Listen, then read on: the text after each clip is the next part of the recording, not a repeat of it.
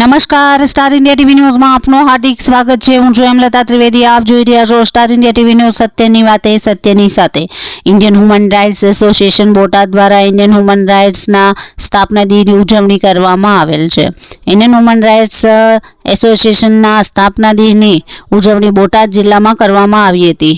Indian human rights એસોસિએશનના રાષ્ટ્રીય અધ્યક્ષ BS યાદવ દિલ્હી ની ઉપસ્થિતિમાં કાર્યક્રમ યોજાયો હતો, જેમાં રાષ્ટ્રીય અધ્યક્ષ દ્વારા ઇન્ડિયન હ્યુમન રાઇટ્સ એસોસિએશન અંતર્ગત તમામ હોદ્દેદારો અને સભ્ય કાર્યકર મિત્રોને તમામ માર્ગદર્શન આપવામાં આવેલ હતું।